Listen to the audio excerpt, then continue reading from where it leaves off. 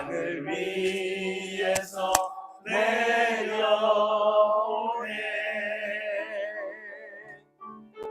그 사랑의 물결이 영원토록 내 영혼을 덮으소서. 아멘. 하나님이 여러분의 마음에 흘러 넘치는 평화를 주시기를 축복합니다. 아멘. 구주의 십자가 보혈로 씻음 받았습니다.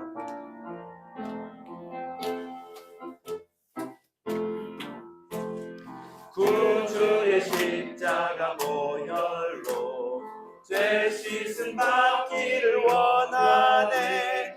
내 죄를 씻으신 주 이름 찬송합시다. 찬송합시다. 찬송합시다. 내 죄를 씻으신 주 이름 찬송합시다. 죄악을 속하여 주신 주 내 속에 들어와 계시네. 십자가 앞에서 주 이름 찬송합시다. 찬송합시다. 찬송합시다. 내 죄를 씻으신 주 이름 찬송합시다.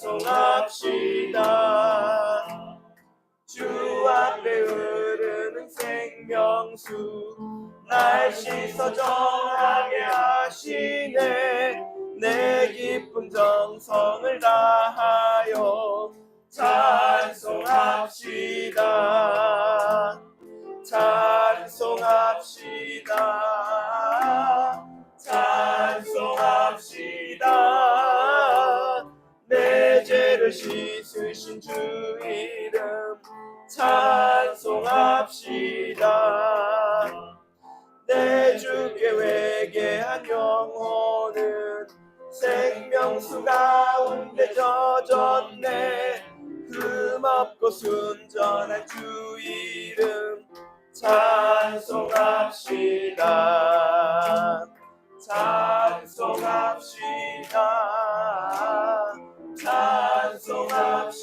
찬송합시다. 내 죄를 씻으신 주 이름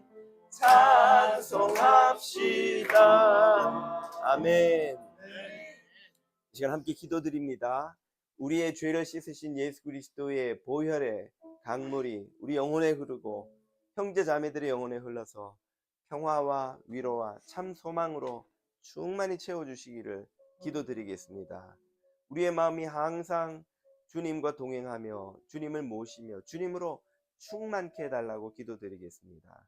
우리가 세상의 욕심과 허영과 헛된 걱정과 근심을 다 내려놓고 이 시간 십자가에서 죽으시고 부활하셔서 생명으로 우리에게 선물해 주신 그 예수 그리스도로 충만케 해달라고 기도드리겠습니다. 다 함께 기도합니다.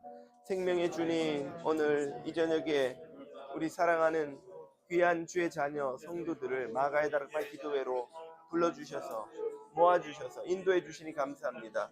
이곳에서 천국을 맛보게 하여 주옵소서. 천국의 기쁨으로 충만케 하여 주옵소서. 뜨겁게 하나님의 말씀을 듣고 사랑하고 하나님을 섬기고 형제자매를 귀하게 여기며 사랑하며 섬기는 천국을 경험하게 하여 주옵소서.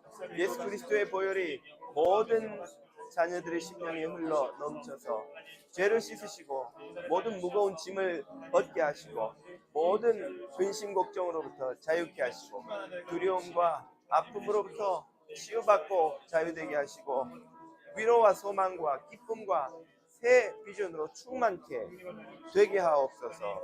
주님으로 충만한 이 저녁 되게 하옵소서. 주님으로 넘쳐 흐르는 이 저녁 되게 하옵소서. 주님이 우리의 마음에 충만한 그런 역사를 경험케 하여 주옵소서. 주님으로 인해 새롭게 시작하는 새롭게 되는 이 저녁이 되게 하옵소서. 주님, 이 가정의 은혜를 주셔서 김옥희 권사님에게 건강과 평안을 늘 주시고 박종욱 자매님 기억하여 주시어서 교회를 섬기고 하나님 나라 섬기는 마리아처럼 귀한 섬김에 주님 은혜를 더하여 주옵소서. 오늘 이곳이 천국이 되게 하시고 우리가 떠난 후에도 이 가정이 천국의 기쁨이 늘 흘러 넘치게 하여 주옵소서. 주님 함께하여 주옵소서. 선하신 하나님, 주님의 아들 딸들 자녀들이 이곳에 모였습니다. 성령으로 함께 하셔서 예수의 보혈의 강물이 각 사람의 영혼을 적시는 은혜를 허락하여 주옵소서. 하나님으로 인해 충만케 되고 죽으시고 부활하신 예수 그리스도로 인해 충만케 되고 우리를 인도하시는 성령님으로 인해 충만케 되어 주님이 기뻐하시는 생명으로 가득 차게 하시고 빛으로 가득 차게 하시고 소망으로 가득 차게 하옵소서. 기쁨으로 가득 차게 하옵소서. 사랑으로 가득 차게 하옵소서. 주님이 임재하시는 주님을 모시는 천국을 이 시간 경험케 하옵소서. 예수님 이름으로 기도드립니다. 할렐루야. 우리 주님의 놀라운 평화가 여러분 한 분 한 분의 심령에 흘러 넘치시기를 축복합니다. 우리 곁에 있는 형제님 자매님들에게 사랑합니다, 행복합니다, 보고 싶었습니다 인사 한번 해주세요. 감사합니다.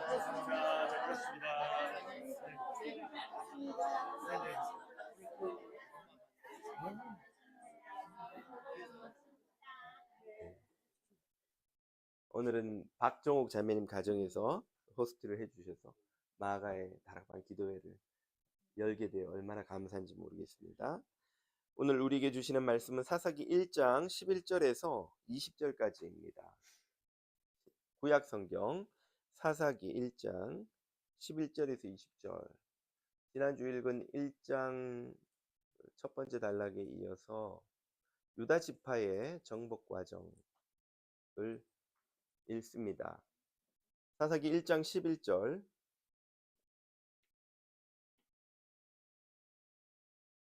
사사기 1장 11절에서 20절까지 말씀을 제가 받들어 읽겠습니다. 거기서 나아가서 드빌의 주민들을 쳤으니 드빌의 본 이름은 기럇 세벨이라. 갈렙이 말하기를 기럇 세벨을 쳐서 그것을 점령하는 자에게는 내 딸 악사를 아내로 주리라 하였더니 갈렙의 아우 그나스의 아들인 온니엘이 그것을 점령하였으므로 갈렙이 그의 딸 악사를 그에게 아내로 주었더라. 악사가 출가할 때에 그가 청하여 자기 아버지에게 밭을 구하자 하고 나귀에서 내리매 갈렙이 묻되 내가 무엇을 원하느냐 하니 이르되 내게 복을 주소서. 아버지께서 나를 남방으로 보내시니 샘물도 내게 주소서 하매 갈렙이 윗샘과 아랫샘을 그에게 주었더라.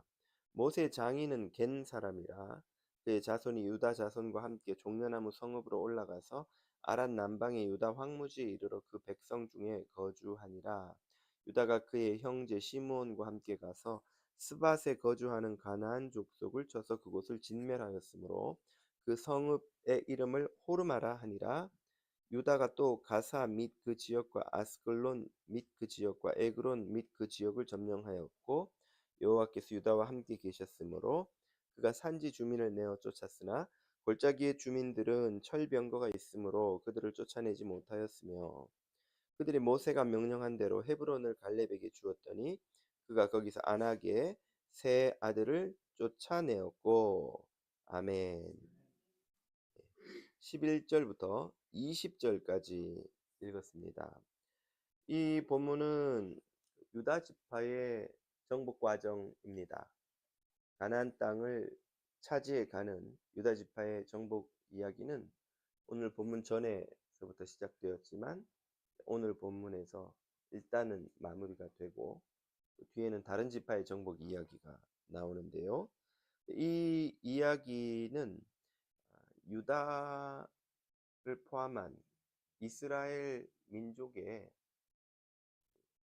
열린 공동체로서의 특징을 우리에게 가르쳐 줍니다. 12지파 중에서도 유다 지파는 가장 강성한 지파였죠. 그런 지파의 정복 과정에 등장하는 인물들이 하나같이 아주 특징이 있습니다. 두 사람이 오늘 소개됐죠. 첫 번째는 갈렙이고 두 번째는 모세의 장인 이드로의 가족인데 두 주도적인 세력의 특징이 뭔가, 공통점이 무엇인가? 모두 정통 유대인이 아니라는 겁니다. 갈렙은 그나스족이라고 민수기 32장 그리고 여호수아 14장에 각각 나옵니다. 그나스족은 에돔의 5번째 아들인 에서의 아들 중에 엘리바스가 있고 그 엘리바스의 5번째 아들이 이름이 그나스입니다. 그 그나스에게서 나온 후손들의 부족을 그나스족이라고 불러요. 갈렙이 그나스족이라는 말은 갈렙은 정통 유대인이 그러므로 아니라는 뜻이죠. 갈렙은 에돔 족속입니다. 에돔은 에서의 후손들이죠. 에서는 누구의 형입니까? 야곱의 형, 쌍둥이 형이었죠. 팥죽 팔아먹은 그 대상이 에서잖아요. 야곱이 에서에게 팥죽을 팔았죠. 그래서 그 에서의 후손이 에돔이 됐죠. 그리고 야곱의 후손은 이스라엘 12지파가 되었고, 그러니까 그나스족은 먼 친척이긴 하나 12지파 중에 속하지는 않는 거예요. 에돔족이에요. 에돔족. 그런 에돔족인 갈렙이 지금 유다 지파에 들어와서 유다 지파의 정복 과정에 주도적인 역할을 하고 있는 겁니다. 그냥 유다 지파 중에 한 사람이 된 게 아니라 이 갈렙은 우리가 민수기에서 읽었다시피 가데스 바니아에서 12명의 정탐꾼을 각 지파에 한 명씩 대표로 뽑을 때 유다 지파의 대표로 누가 나왔어요? 여호수아는 다른 지파고요. 갈렙이 바로 유다 지파의 대표였습니다. 그러니까 유다 전체를 대표하는 리더로 세움받은 사람이 바로 갈렙이라는 거예요. 정통 유다 지파가 아닌데도 불구하고, 에돔족인데도 불구하고 유다 지파에 들어와서 유다 지파의 리더 중에 한 사람이 되었을 뿐 아니라 가장 대표적인 리더로 떠오른 사람, 그야말로 뭐랄까요, 입지전적 인물이라고 할까요? 아무튼 엄청나게 성공한 사람이죠. 버락 오바마 같은 케냐 출신이죠, 부모님이. 예, 그런데 미국의 대통령이 된 거죠. 그처럼 이 사람은 에돔 족속인데 유다 지파의 대표가 되었고, 거기서 멈추지 않고 12정탐꾼 중에, 아니 1세대 출애굽 전체 세대 1세대 중에 광야에서 뼈를 묻지 않고 가나안 땅을 밟은 두 사람 중에 한 명이 되었어요. 그 두 사람이 누굽니까? 여호수아와 갈렙이죠. 그러니까 그 세대의 그 에이지 그룹의 동기들은 다 어떻게 됐어요? 전부 광야에서 죽었어요. 그럼 가나안에 들어간 사람들의 평균 연령은 어떻게 되겠어요? 굉장히 젊었겠죠? 광야에서 태어난 사람들이니까 40이 아직 넘지 않은, 그들 중에 원로가 딱 두 사람이 있어요. 누구예요? 여호수아와 갈렙인 거예요. 그러니까 얼마나 주도적인 권위 있는 역할을 맡았겠어요. 여호수아는 이스라엘 12지파 전체의 리더가 되어서 가나안 정복을 지휘하죠. 갈렙은 유다 지파의 대표가 되어서 유다 지파의 정복을 지휘하는 거예요. 12지파 중에서 어느 지파가 가장 강성했을까요? 바로 유다 지파였습니다. 그러니까 여호수아와 갈렙은 그야말로 가나안 정복 전체의 최전방에 선 두 명의 지도자였던 거예요. 그 두 명의 지도자 중에 한 명이 갈렙이고, 이 갈렙은 정통 유대인이 아니라는 겁니다. 그런데도 가장 강성한 유다 지파의 대표가 될 뿐 아니라 여호수아와 함께 가나안 정복의 선봉에 선 두 명의 원로 지도자가 된 거죠. 모세가 느보산에서 죽고 여호수아가 지휘해서 이스라엘이 요단강을 건너서 가나안 정복을 했죠. 방금 말씀드린 것처럼 모든 전 이스라엘을 통틀어서 여호수아와 갈렙만큼 나이 많은 사람도 없고 경험 많은 사람도 없고 그 권위를 인정받는 사람도 없는 그런 강력한 지도자 중에 한 사람으로 갈렙은 떠오른 거예요. 누가? 에돔 족속이. 이게 지금 유다 지파의 정복 과정에 두드러진 특징이고, 거기에 이어서 또 누가 나옵니까? 16절에는 모세의 장인인 어디 사람? 겐 사람과 그 후손들이 유다 지파와 함께 정착하는 과정이 소개되죠. 겐 사람은 미디안족의 일파예요. 미디안은 이집트와 이스라엘 사이에 있는 거대한 광야지대, 이스라엘에서는 흔히 남방이라고 부르는 그 남쪽 네게브라는 단어의 원래 뜻이 사우스라는 뜻이에요. 남쪽. 이스라엘에서 남쪽이라서 저기를 남쪽 지방 이렇게 부르다가 그게 고유명사가 돼버렸어요. 그 네게브 광야부터 해서 그 밑에 신광야, 이스라엘이 출애굽에서 거쳐온 그 넓은 광야를 떠돌며 살아가는 민족이 미디안족입니다. 그리고 이스라엘도 12지파가 있듯이 미디안족도 여러 분파가 있어요. 그 중에 하나가 겐 족속입니다. 그런데 모세가 40에 이집트 사람을 살인을 하고 도망가잖아요. 어디로? 광야로 가서 누구랑 결혼해요? 바로 이 당인이 훗날 되는 이 이드로의 딸과 결혼하죠. 그 이드로가 바로 미디안 족속 이 겐 사람인 거예요. 그런데 이 이드로와 그 패밀리 후손들이 같이 광야를 통과해서 가나안에 들어와서 누구 지파 땅에 정착했냐? 유다 지파 땅에 정착한 거죠.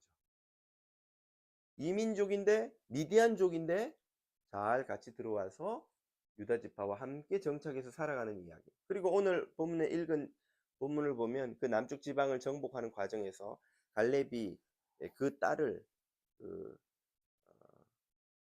시집 보내는 이야기가 나오죠. 그리고 그 딸이 날 남방으로 보내니까 우물을 줘야죠. 왜 우물 이야기가 나오냐면 남방은 네게브 지방은 가보면 아주 척박한 땅입니다. 우물이 없으면 살 수가 없는 땅이에요. 거기서 우물은 정말 그야말로 뭐랄까요? 귀한, 가장 귀한 생존의 자원이죠. 그러니까 그 척박한 땅에 시집 보내면서 우물도 하나 안 주실 거예요? 그래서 우물 2개를 받아가는 이야기가 나오죠. 그러니까 갈렙의 패밀리가 그 땅을 정복할 뿐 아니라 그 땅에서 정착해 가는 과정을 쭉 소개하고 있어요. 갈렙 패밀리, 겐 족속 모두가 이민족인데 유다 지파에 들어와서 주도적인 역할을 하면서 그 지파의 일원으로서 성공적으로 살아가는 이야기입니다. 이것이 아주 예외적인 이야기가 아닐까 생각하기 쉽지만 본문을 출애굽기를 잘 읽어보면 이건 대단히 흔한 스토리일 수밖에 없습니다. 왜 그런가? 출애굽기 12장 37절 8절을 제가 읽어 드릴게요. 출애굽하는 장면이에요. 이스라엘 자손이 라암셋을 떠나서 숫곳에 이르니 유아 외에 보행하는 장정이 60만 가량이요 수많은 잡족과 양과 소와 심이 많은 가축이 그들과 함께 하였으며, 여기서 수많은 잡족이란 표현이 나오죠.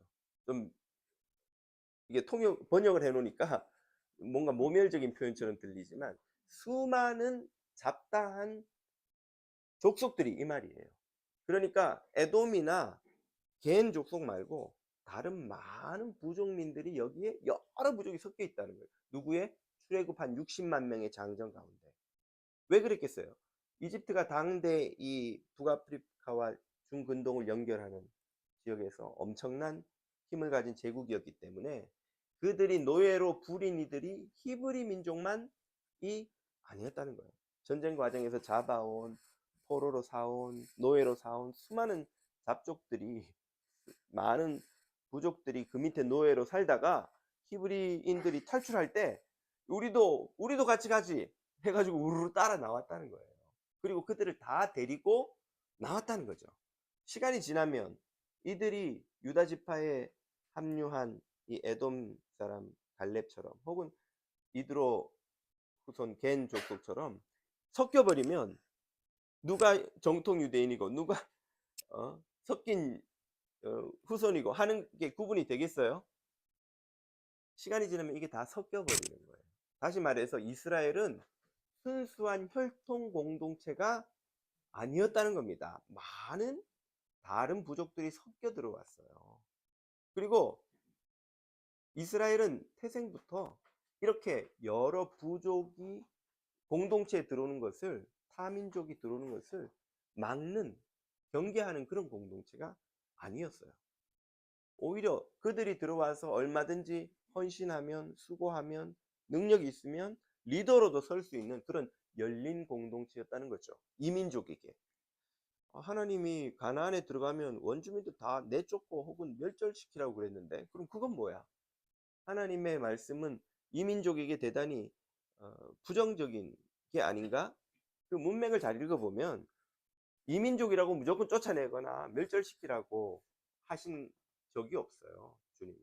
항상 거기는 뭐가 결부되냐면 그들이 가지고 있는 우상 숭배의 신앙이 너희를 타락시킬까 염려하기 때문에 그들을 내쫓고 그들과 통혼하지 말고 그들을 수용하지 말라. 그렇게 경계합니다. 하나님이 경계시키신 건 다른 민족이 아니라 그들이 갖고 있는 우상 숭배였어요.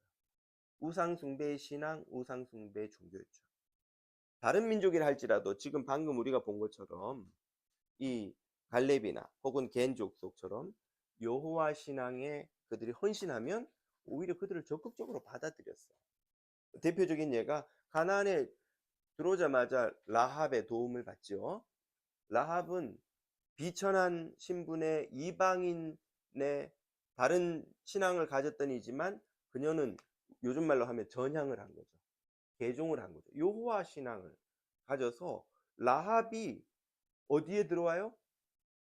예수 그리스도의 족보에 들어오는 4명의 이방 여자 중에, 이방 여자는 셋이구나. 마리아는 이방인은 아니니까. 아무튼 3명의 이방 여자 중에 한 명이 됐어요. 그런 여자도 여호와 신앙에 귀한 이들은 받아들인 거예요. 다시 말해서 하나님의 백성 공동체는 열린 공동체였다는 거죠. 바로 이런 사건들이 모두 이방을 포함한 세상 만민을 향한 하나님의 선교 비전을 보여주는 예입니다. 구약에서는 이미 하나님께서는 이스라엘 민족을 넘어서 모든 민족을 당신의 구원받은 백성으로 삼으시려는 계획을 보여주셨어요. 그래서 아브라함에게도 약속을 주시기를 내가 너에게 복 주어서 너와 네 후손들만 잘 살게 하리라고 하지 않으시고 너와 너의 후손으로 말미암아 만민이 복을 받게 하리라. 이게 하나님의 처음부터 아주 확고하셨던 선교의 비전인 거예요. 이런 하나님의 마음과 뜻을 제대로 이해했다면 유대 공동체, 이스라엘 공동체는 세상 만민을 향해 열린 공동체가 되어야 마땅한데 시간이 지나면서 하나님의 뜻을 깨닫지 못하는 이들에 의해서 그 공동체 성격이 변질돼요. 그래서 우리가 잘 아는 것처럼 유대인들이 이방인을 개처럼 여기고 멸시하고 배격하고, 전에도 얼마 전에 제가 설교했지만 유대교는 선교사를 파송하지 않아요. 개종시키려고 애를 쓰지 않아요. 왜? 구원은 우리 선택받은 유대인들만을 위한 것이기 때문에. 하나님의 뜻은 그게 아닌데 하나님의 뜻이 유대인들에게 의해서 계속 좌절되어 온 예를 잘 보여주는 성경이 요나서입니다. 하나님은 니느웨에 가서 아수르의 수도 가서 복음을 전하라고 보내시잖아요. 요나는 목숨을 걸고 그걸 거부하죠. 배를 타고 도망가다가 풍랑이 일어나니까 차라리 자기를 바다에 던져서 죽이면, 내가 죽으면 하나님의 뜻도 저 원수들에게 복음 전하는 것도 좌절되리라 할 만큼 요나는 이방인에게 복음 전하기를 싫어하죠. 그 요나가 바로 유대 민족 이스라엘의 모습을 보여주는 예였던 거예요. 이스라엘은 그렇게 하나님의 선교의 비전을 계속 몰이해 무지했고 거부했고 순종하지 않으려 했었습니다. 그래서 예수님께서 이방인에게 복음을 전하려 하셨을 때도 유대인들의 비난과 반대, 공격을 받으셨고, 초대교회가 복음을 이방인에게 전하려 할 때도 교회 내에 뭘 이해한 바리새파 출신 유대인 그리스도인들에 의해서 계속 공격과 비난을 받아서 우리가 잘 아는 사도행전에서 일어난 사도행전 15장에 예루살렘 공의회 같은 사건이 있었던 거예요. 베드로가 고넬료 집에 가서 복음 전한 것으로 인해 비난받죠. 겨우 설득해 놓으니까 또 뒤에 가서는 이번엔 이방인을 받아들이는 건 좋은데 그래도 율법은 다 지키게 하고 받아들여야지, 할례는 우리처럼 받게 하고 받아들여야지 하고 또 반대하는 사람들이 나와요. 그들과 바울과 바나바가 논쟁하고 설득해서 결국 율법을 안 지켜도 되도록 교회가 결정을 내렸지만, 그럼에도 불구하고 이방 선교에 대한 비난의 목소리는 끝이지 않았기 때문에 사도 바울의 편지를 보면 계속해서 그들로부터 받은 비난에 대해서 바울이 보호하고 또 그가 전하는 복음의 메시지, 예수 그리스도에게 받은 게 무엇인지 설명하는 이야기가 계속 나와요. 그게 우리가 알고 있는 서신서, 로마서, 갈라디아서 같은 성경이고, 그 과정에서 우리는 복음이 더 명확하게 무엇인지를 배울 수 있는 찬스를 얻은 것이죠. 바울은 일생도록 그런 자신과 자신의 선교, 자신이 전하는 복음을 공격하는 이들에 대한 그 짐을 짊어지고 사역을 했어요. 그래서 바울의 서신을 보면 항상 자기가 진짜 사도라는 것을, 자기도 예수님, 부활의 예수님을 만났다는 것을 변호하거나 혹은 자기가 전하는 복음이 예수님이 전하신 진짜 복음인 것을 계속 설명하는 장면이 나와요. 그게 바울 서신의 그 메인 줄거리, 핵심이라고 볼 수 있습니다. 아무튼 유대인들은 그러나 예수님과 초대교회의 이러한 가르침을 수용하지 못했고 계속해서 닫힌 공동체로 있다가 결국은 AD 70년에 예루살렘이 멸망하면서 유대 공동체가 완전히 와해되고 말지요. 이 역사의 교훈, 오늘 이 사사기로부터 시작되어서 예수님의 시대까지 이르는 이 교훈은 유대 공동체가 멸망한 길을 교회가 쫓지 않아야 된다는 도전을 줍니다. 교회도 항상 닫힌 공동체로 남아있고 싶은 그 중력 법칙이 있어요. 사람은 누구나 그렇잖아요. 서면 하고 싶고 앉으면 눕고 싶고 누우면 자고 싶은 게 인간의 본성이듯이 밖으로 나가는 것은 항상 부담스러워요. 뭐 하는 게 더 편하고 좋습니까? 안으로, 우리끼리, 내 가족, 혹은 나하고 뜻이 잘 맞는 사람들, 우리 구역, 우리 커뮤니티끼리 모이는 게 항상 편해요.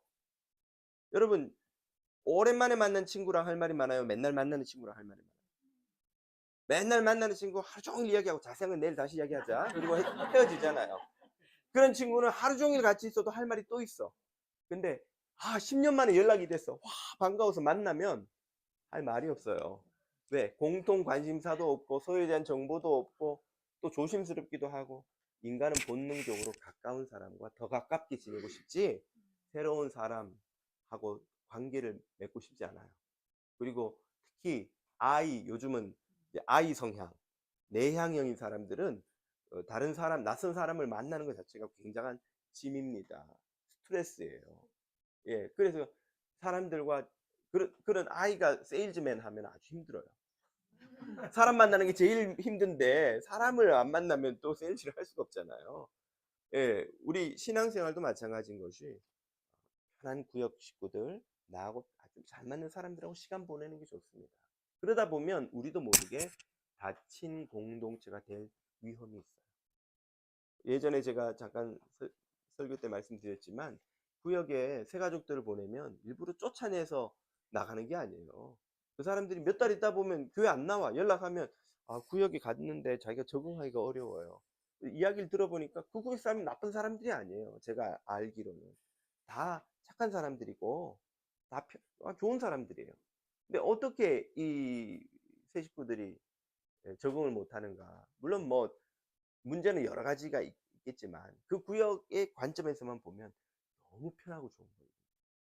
여기서 벌써 이 구역은 20년이에요. 그래서 구역 새로 짤 때 보면 우리 구역은 나누지 말아주세요. 이렇게 올라와요. 너무 좋다는 거예요. 좋은데 그분들이 아까도 말했듯이 하루 종일 이야기하고 내일 또 할 이야기가 생길 만큼 서로 다 알아요.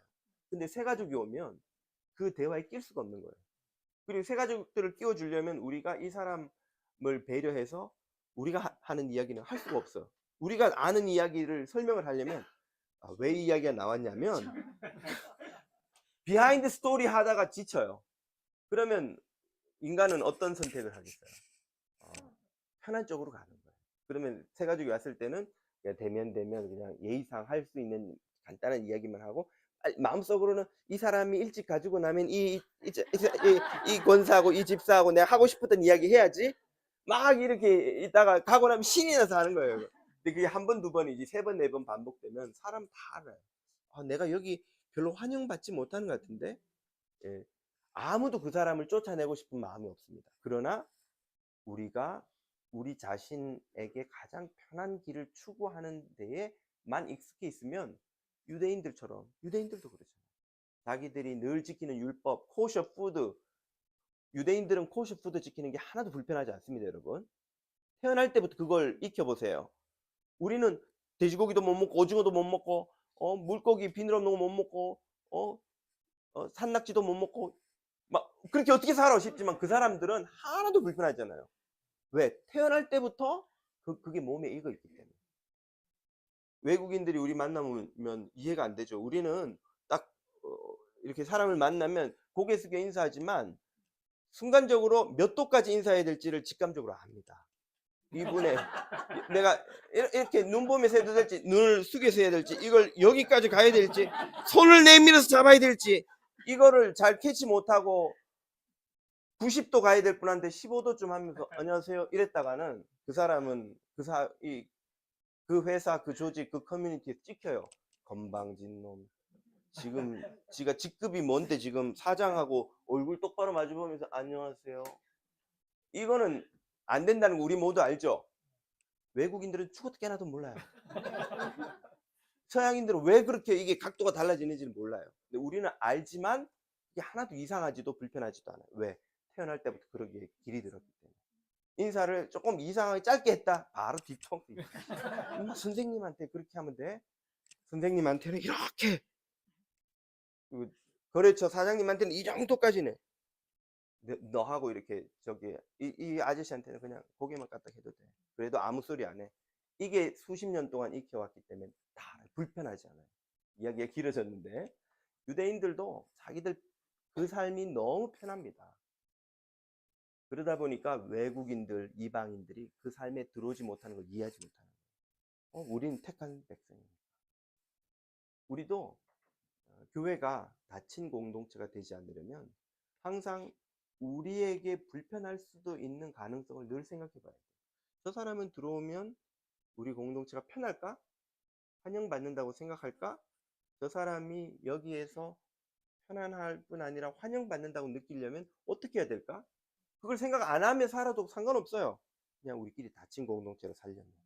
그러나 열린 공동체가 되려면 우리가 아닌 사람, 우리 밖에 있는 사람들이 우리 공동체를 어떻게 여기는지를 배려하면서 살아가는 사람, 공동체를 만들어야 되죠. 그게 전도예요, 전도. 전도는 나 외의 사람에게 관심이 생기는 겁니다. 내가 편한 길이, 편하지 않은 길도 고려하고 수용하고 받아들이는 거예요. 그래야 전도가 되지, 내가 편한 걸 고집하고 포기하지 않으려면 우리끼리 살면 돼요. 우리 가족만 살면 되고, 우리 구역만 살면 되고, 우리 교회만 살면 돼요.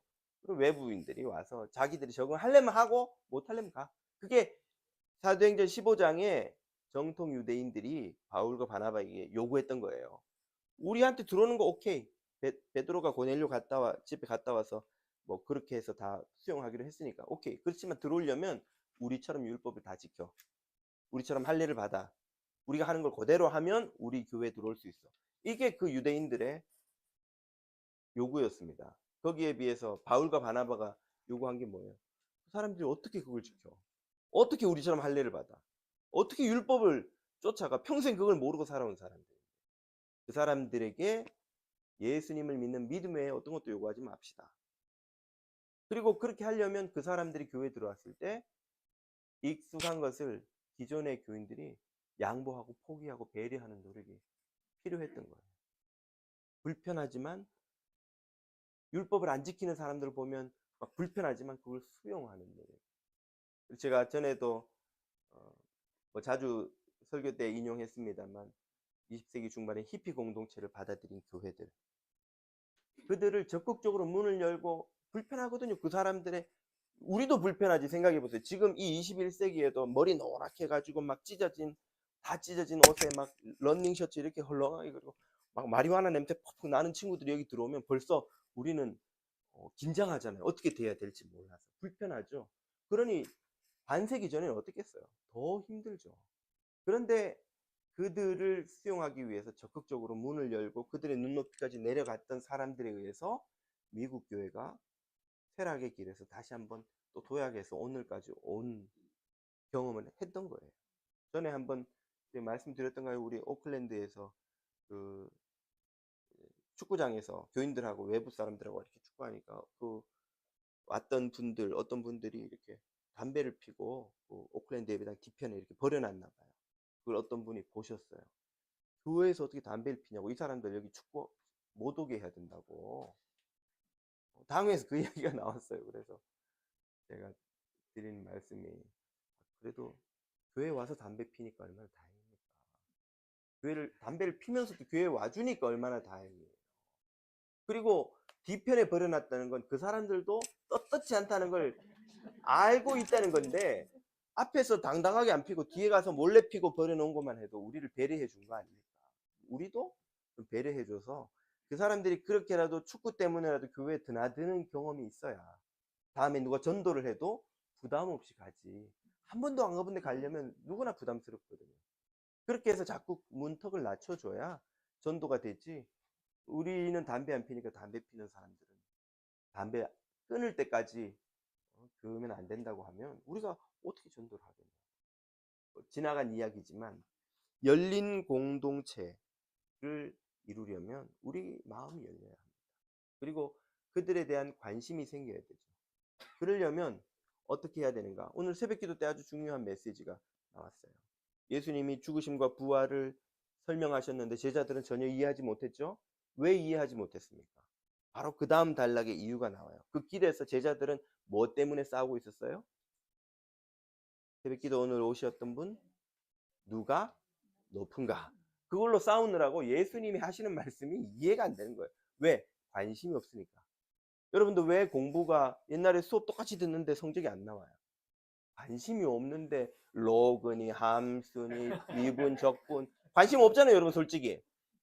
미분, 적분 알고 싶으세요? 관심이 없는데 선생님이 설명하니까 이게 이해가 안 되는 거지. 관심이 생기면 이해가 되겠는데 예수님 말씀도 마찬가지예요. 지금 나는 내가 더 높아지나 안 되나 내가 여기서 보스가 될 건가 안 될 건가 이거 관심에 빠져 있는데 주님이 죽으시고 부활하고 이것이 어떤 의미가 있고 이게 귀에 들어오지도 않고 들리지도 않고 관심도 없는 거예요. 지금 여기 이렇게 다 듣는 것 같지만 이제 뭐 마치고 메뉴가 뭘까 막 이 생각하고 있는 사람은 목사가 뭔 소리를 하는지 관심도 없고 들리지도 않고 집중이 안 되는 거예요. 오늘 식사 안 할 거예요. 금식입니다 오늘. 음식 다 싸갔어요.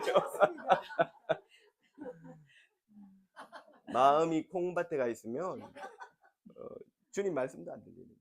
마찬가지입니다. 우리도 주일날 교회 가서 내가 얼마나 오늘 은혜 받을까 재밌게 지내고 올까 그 자매 그 형제하고 얼마나 수다 재밌게 떨고 올까 이 생각만 하고 오면 새 가족이 왔는지 안 왔는지 누가 새 가족이 보이질 않아요. 오늘 주님께서 우리 공동체에 혹시 새 가족 보내주시지 않을까?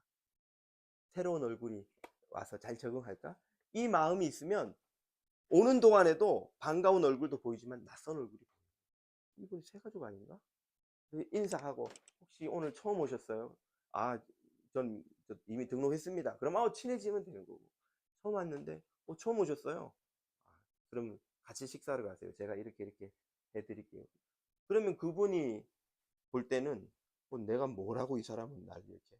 그리고 그 사람하고 이렇게 조금 이야기하고 예 그리고 헤어졌는데 그 옆에 있던 사람이 또 말을 걸어요. 혹시 처음 오셨어요? 잘 오셨습니다. 우리 새로운 교회 정말 좋은 교회입니다. 그리고 따뜻하게 맞아줘요. 그러면 이분은 가면서 그런 생각을 하겠죠. 이 교회 사람들은 새 가족들한테 이렇게 친절하구나. 내가 자기들한테 뭘 해줬다고 나한테 이렇게 친절하고 관심을 갖고 날 잘 배려해 주려고 이렇게 애를 쓰나?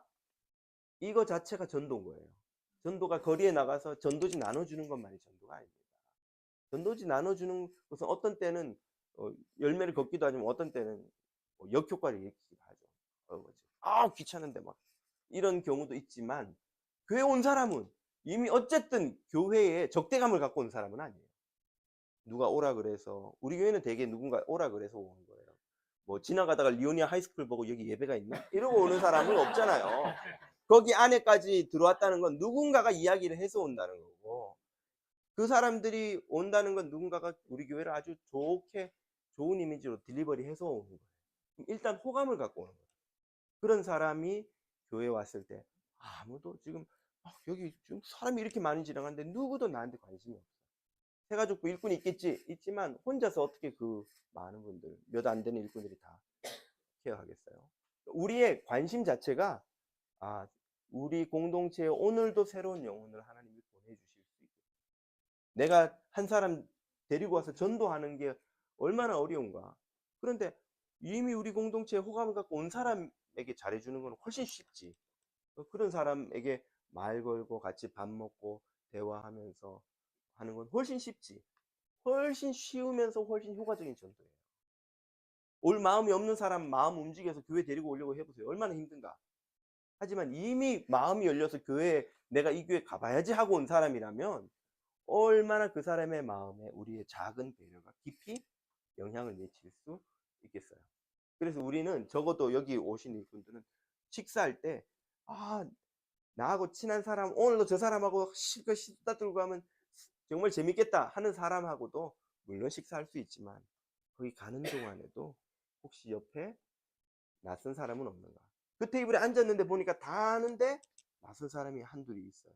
그럼 저분은 누구고 어떻게 왔고 왜 왔고 하는가에 대한 마음이 생기기 시작해야 전도가 되는 거예요. 그래야 온 영혼들이 뿌리를 내릴 수가 있는 거예요. 이 테이블에 낯선 사람이 뜨겁던 나는 이 권사 이 집사하고 오늘 밤을 새리라 하고 막 둘이 그 사람이 옆에 이렇게 꽂아놓은 보릿자루처럼 앉아 있다가 이분들 참 친하네. 그리고 집에 가는 거예요. 나는 친한 사람이 없으니까 여기 오래 못 있겠다. 그 사람이 우리 마음속에 들어오는 게 열린 공동체. 열린 공동체는 우리 곁에 누군가가 왔을 때 그 사람이 쉴 수 있는 마음의 자리가 비어있는 사람. 너무 꽉 차 있으면 남이 들어올 수가 없어요. 예, 그런 노래도 있잖아요. 내 속에 내가 너무도 많아 당신의 쉴 자리 없네.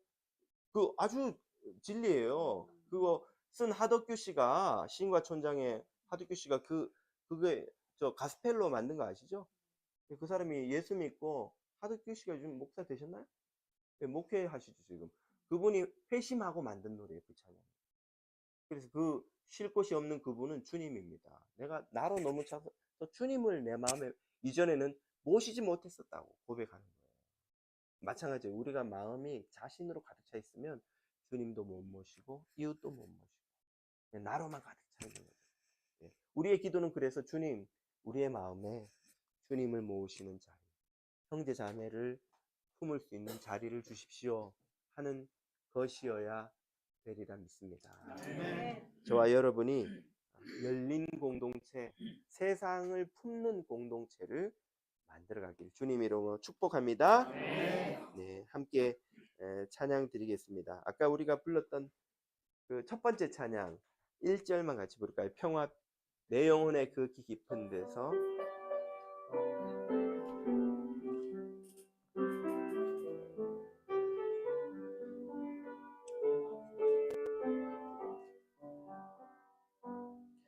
내 영혼의 그 깊은 데서 맑은 가락이 울려나네 하늘 곡조가 언제나 울려나와 내 영혼을 덮고 있사네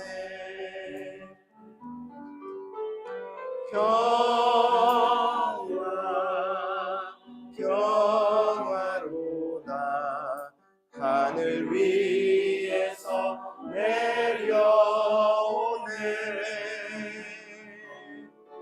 그 사랑의 물결이 영원토록 내 영혼을 덮으소서 평화로다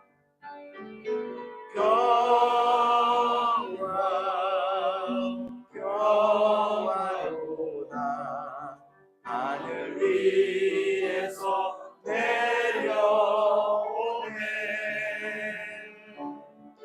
그 사랑의 물결이 영원토록 내 영혼을 덮으소서.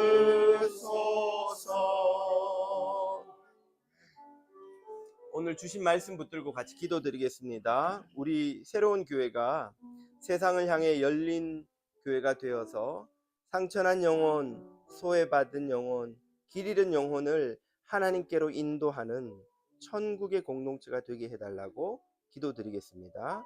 어떤 깨어진 영혼도 이곳에 들어오면 다 치유받고 위로받고 소망을 발견하고 예수로 거듭나는 그런 공동체 되게 해달라고 기도드리겠습니다. 우리의 마음이 스스로 높아지려는 헛된 생각을 비우고 주님을 모시는 마음, 형제 자매를 품는 마음, 이웃과 함께 살아가는 마음으로 넓어지고 깊어지게 해달라고 기도드립니다. 이번 주일에 있는 창립 감사 또 취임 예배가 큰 성령님의 은혜와 기름 부으심으로 충만해서 하늘의 천군 천사들과 함께 기뻐하며 하나님께 영광 돌리는 천국 잔치가 되게 해달라고 기도드리겠습니다. 이런 제목으로 다 같이 기도합니다. 생명의 주님, 오늘 주신 말씀 붙들고 기도합니다. 우리 새로운 교회가 열린 교회 되기를 원합니다. 세상을 향해 열리고 하나님을 향해 열리고 형제 자매를 향해 열리고 소외된 자들을 향해 열리고 위로받고 치유가 필요한 이들을 향해 열려서 회복되는 공동체가 되게 해주옵소서. 주님, 어떤 길 잃은 영혼도 상처난 영혼도 깨진 영혼도 다 이곳에 와서 주님 치유받고 위로받고 회복되고 소망을 발견하고 하나님을 경험하는 그런 공동체 되게 하여 주옵소서. 오 주님, 기름 부어주시기를 기도합니다. 오 주님, 채워주시기를 기도합니다. 성령으로 함께 해주시기를 기도합니다. 주님, 스스로 높아지는 교회 되지 않게 하여 주옵소서. 하나님을 높이는 교회, 하나님을로 우리의 마음이 가득 찬 교회, 하나님을 섬기려는 마음으로 충만한 교회 되게 하여 주옵소서. 스스로 높아지려고 하고 스스로 세우려고 하고 스스로를 주장하려고 하여 다투던 제자들과 같은 어리석은 교회 되지 않게 하여 주시옵소서. 오 주님, 은혜를 구합니다. 오 주님, 긍휼을 구합니다. 오 주님, 자비를 구합니다. 하나님 함께 하소서. 하나님 기름 부어 주소서. 하나님 임재하여 주소서. 하나님의 거룩하신 임재가 모든 성도들의 마음에 충만케 하여 주옵소서. 주님, 기도합니다. 창립 감사 취임 예배가 큰 성령의 기름 부으심 가운데 진행되어 하나님께 영광 돌릴 수 있게 도와주시옵소서. 주님, 성령이 임하시기를 기도합니다. 모든 성도들이 기쁨으로 모이게 하시고 가득 차게 하시고 하나님께 영광 돌리게 하시고 하나님 찬양하게 하시고 하나님 자랑하게 하시고 하나님의 이름을 높이게 하옵소서. 하나님께 영광 돌리게 하옵소서. 기름 부으시길 오 주님, 오 주님, 함께 해주시기를 기도합니다. 오 주님, 기름 부어주시기를 기도합니다. 오 성령님, 오 성령이 함께 하소서. 오 성령이 함께 하소서. 오 성령이 함께하여 주옵소서. 오 주님, 기름 부어 주시기를 간구합니다. 교회의 기도 제목을 가지고 다시 기도합니다.